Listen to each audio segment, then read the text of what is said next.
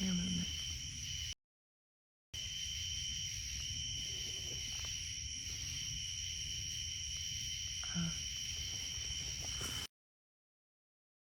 Stop it! Stupid!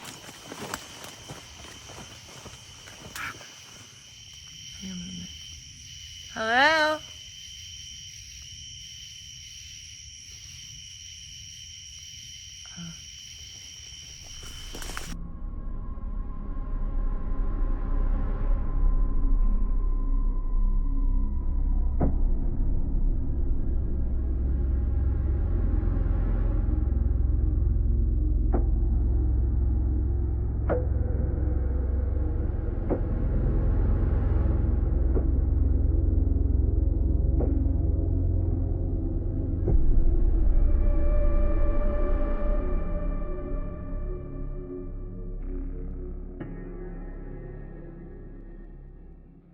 It's been said that Bigfoot exhibits nocturnal behavior, perhaps to hunt or to avoid detection. But the cloak of darkness couldn't hide the creature in the stunning footage you're about to see. In April 2026, a hunter deep in Canada's Northwest Territories raised his camera and filmed something standing between the trees, massive, upright, staring directly at him. What the creature did next is the reason researchers are calling this the closest thing to proof a Bigfoot ever captured. But the footage is only the beginning. It was filmed in the deadliest valley in Canada, a place that has been swallowing people whole for over a century. The footage. The hunter's name is Kevin Paul. In April 2026, he was moving through the mountain forests of the Northwest Territories when the timber around him went still. The kind of stillness that experienced hunters learned to distrust. Then he saw it. Standing in the trees ahead was an enormous wild creature, upright on two legs, built like a man, but on a scale no man reaches. In the seconds the camera was rolling, the recognition was already happening in real time. This was not a bear risen onto its hind legs, and it was not a moose caught at a strange angle. It was something else, and it was looking back. Then came the moment that separates this clip from 1,000 others. The creature's massive head jerks toward the lens, and when the footage is slowed down, the thing can actually be seen to blink. That single frame is why researchers are calling this one of the most valuable Sasquatch recordings of the year. Costumes don't blink, blurry shapes in the distance don't blink. The creature registered the man filming it, reacted to him, and held his gaze. And then there was only a hunter standing alone in that forest, the timber silent again, holding what might be proof of something the modern world insists does not exist. And knowing that whatever he had just filmed was still somewhere in the trees around him, where he was standing matters as much as what he filmed. That stretch of the Northwest Territories is not just remote wilderness. It carries a name locals have whispered for over 100 years. A place where people don't just get lost, they vanish. The deadliest valley.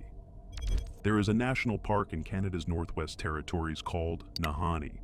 On paper, it is one of the most beautiful places on the continent. In reality, it has been swallowing people whole for more than a century. Gold seekers, hunters, ordinary travelers. Since 1908, at least 44 people have died or disappeared inside this valley. That is not folklore, that is the documented count. And generations ago, the people who lived closest to this land gave it a name that has never gone away. The Valley of the Headless Men. It would be easy to dismiss this as old frontier folklore, grainy history, tall tales passed down around campfires. The case that follows dismantles that comfort. It did not happen in the 1800s, in some black and white era, when men simply walked into the bush and were never accounted for. It happened in 2005, an era of satellite phones, GPS coordinates, and search helicopters. An era when a missing person is supposed to be a solvable problem, and it still happened. The scale of this land is part of the story. The Nahanni Valley covers over 30,000 square kilometers, roughly the size of Belgium, and more than 90% of it is untouched wilderness. Dense forest, towering peaks, a maze of rivers and lakes almost nobody alive has ever laid eyes on. There are no roads in. Access means a chartered plane or a boat fighting the current upriver for hours. Pilots who have flown over this park for 40 years admit there are still places down there they have never seen. And the most dangerous stretch inside it, almost entirely unmarked by human presence, is the area that carries the name. Headless Valley itself. Two experienced men. On June 12, 2005, a man named David Horse set out into the Nahanni Valley with his close friend Frederick Hardesty. Understanding exactly who these men were matters. Horse was 60 years old and had spent decades in these mountains.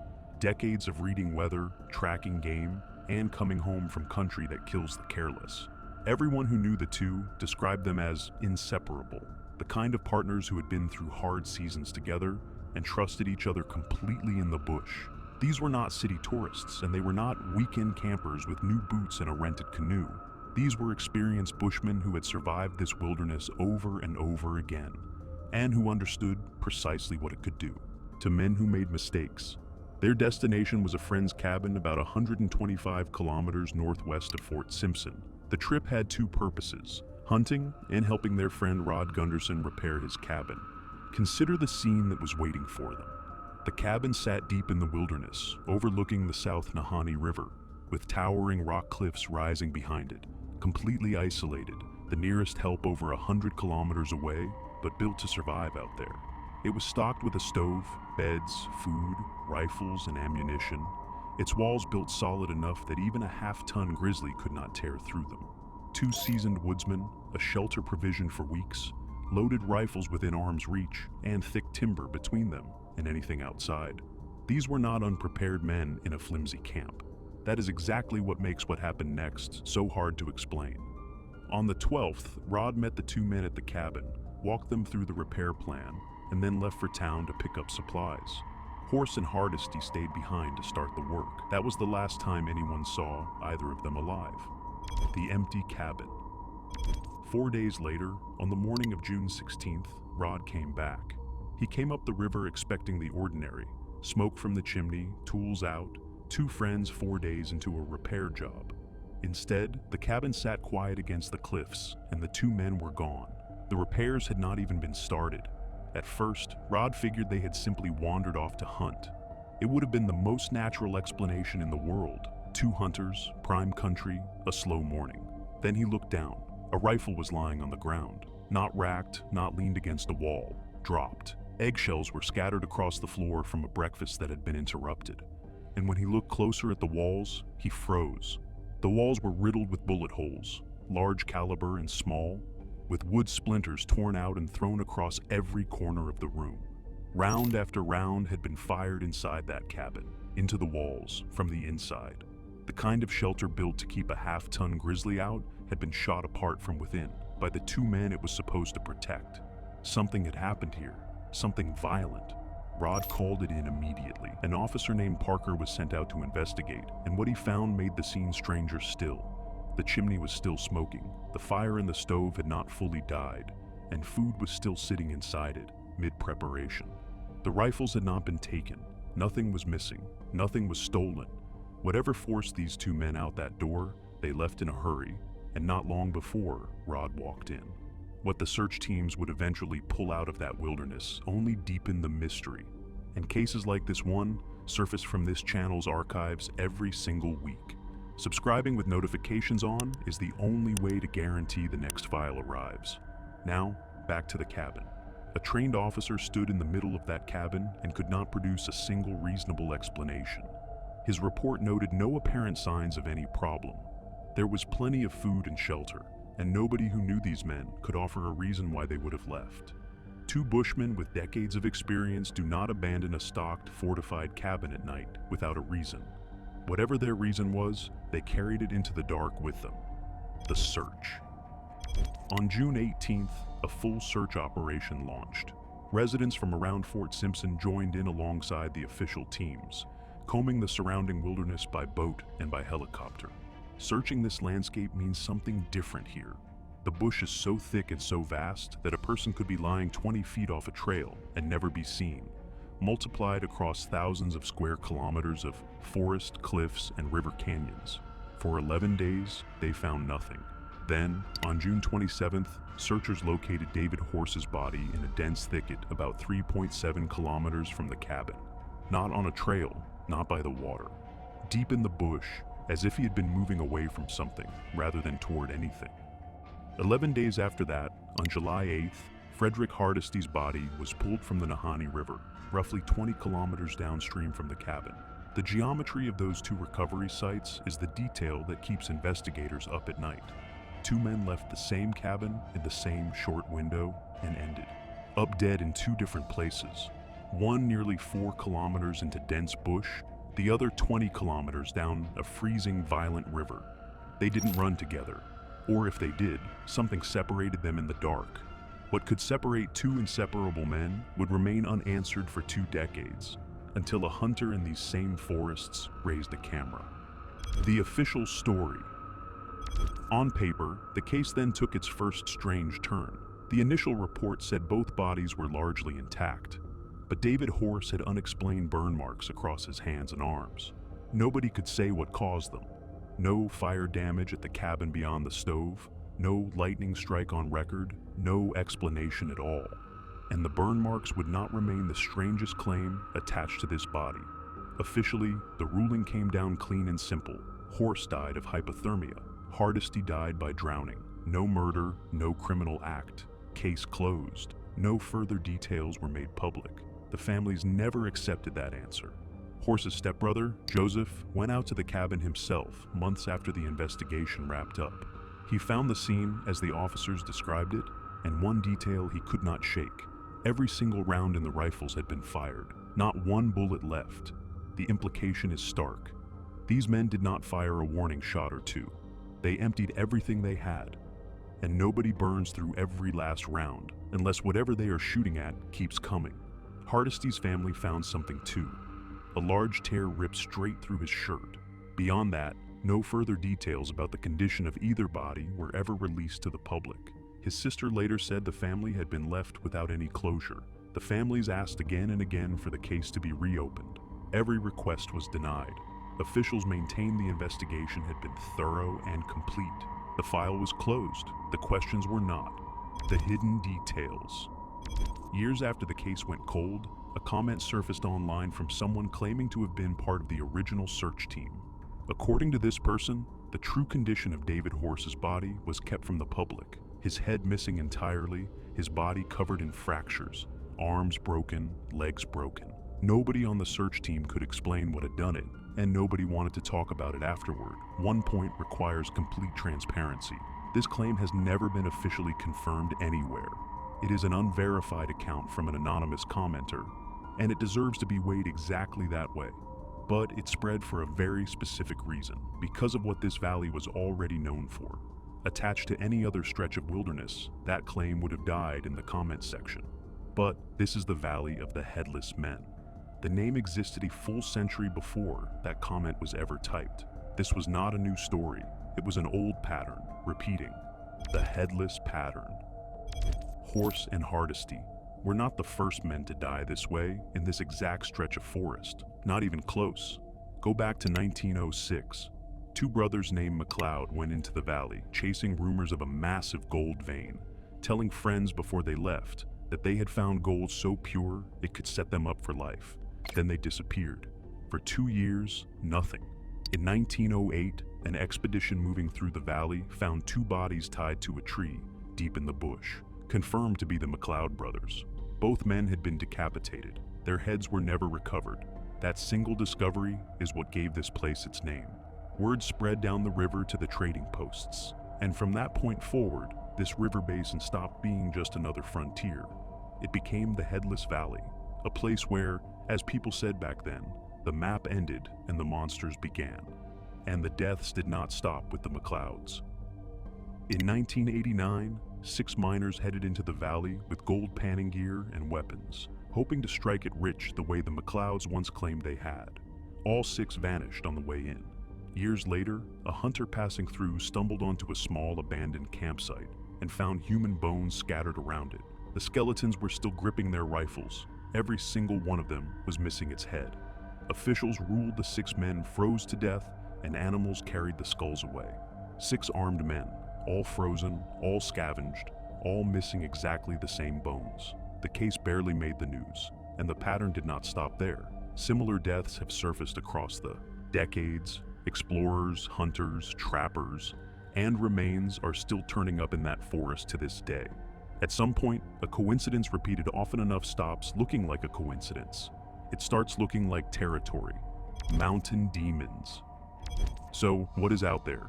Locals insist they still hear it. One longtime resident who hiked the same mountain twice a week described picking mushrooms alone near sunset when a call rolled up from deep in the valley below. Deep, enormous, unlike any animal heard in a lifetime spent on that land. Not a bear, not a moose. Something else? The old stories agree. For centuries, the handful of indigenous families who tried to settle in this region vanished without a trace, and the oral history of the peoples who know this land best speaks of towering beings in these mountains, beings some elders called mountain demons. Stories passed down long before cameras ever entered that bush. Today, many researchers believe those old accounts describe a regional variant of Sasquatch. One detail separates the Nahanni accounts from every other Sasquatch region on the continent. Witnesses in the Northwest Territories consistently describe a creature noticeably larger and more powerfully built than those reported in Washington or Oregon. Over 9 feet tall, more aggressive, more territorial. Exactly like the creature Kevin Paul filmed. And the blink footage is not the only recording to come out of that region. A second clip exists, same area, filmed recently, showing a towering humanoid figure sprinting through the trees at a speed no human being could match. Full stride through dense forest, without breaking pace. Humans do not run full stride through deadfall and black spruce. This thing does. That second clip changes the shape of the story. The headless bodies, the vanished miners, the mountain demons of the oral histories. All of it could be filed away as the past. 2 recordings from the same region in the same year say otherwise. The pattern is not historical, it is current. The Ape Canyon parallel. With everything now on the table, one theory reconstructs the events at the cabin like this. Something came out of the dark that night. Something large enough that 2 hardened bushmen went for their rifles instead of the door. Picture the inside of that one-room cabin. Pitch black outside the windows, the first heavy sounds circling the walls, then the deafening crack of rifle fire in an enclosed space. Muzzle flashes strobing off the log walls. The men fired into the walls themselves, trying to drive back whatever was pressing in from the other side, splinters raining inward with every round. The count ran down, magazine after magazine, box after box, until every chamber clicked empty. And at that moment, with nothing left to fight with, the door became the only option, and beyond the door, there was only night, the river, and the bush. Perhaps they were separated in the dark. Hardesty ended up in the river, which ran right past the front of that cabin. Horse made it further into the bush before he went down. It sounds extreme, but one of the most famous encounters in Bigfoot history lines up with it almost perfectly. Ape Canyon, near Mount St. Helens. 5 miners attacked overnight in their cabin by a group of massive ape-like creatures. Just like Horse and Hardesty, those miners grabbed their rifles and fired straight through the walls, trying to drive the creatures back. It did not work. One of the creatures reportedly forced its arm through a gap in the door before the miners shoved it back out. The siege lasted the entire night, and only at dawn, when the creatures pulled back into the trees, did the 5 men escape down the mountain. One of them said afterward that with 1 fewer man in that cabin, or 1 fewer rifle, none of them would have made it out alive. Those miners got down that mountain. Horse and Hardesty never did. Same scenario, same desperate gunfire into the walls. The only difference is that at Ape Canyon, there were 5 armed men. At the Nahanni cabin, there were only 2. What the valley keeps. The evidence on the ground, the bullet holes, the emptied rifles, the untouched food, the 2 bodies kilometers apart, does not match any explanation that has ever been officially given. The families never got their answers, and the valley kept its name. What happened out there still stands as a warning to anyone who thinks that land can be walked. Into uninvited, the disappearances going back more than a century, the bodies found without their heads, the calls echoing through the trees after dark. Maybe none of it is folklore. Maybe it is the wilderness answering back to a world that keeps pushing into places it was never meant to go. Cases like this one, the files that were closed while the question stayed open, are documented here every week. Subscribing ensures the next investigation is not missed. The footage remains the last word. Somewhere out in the Nahanni bush, the thing Kevin Paul filmed is still there. The frame ends, but the forest it walked back into does not. 44 names sit on the official record of that valley, and the valley is still counting.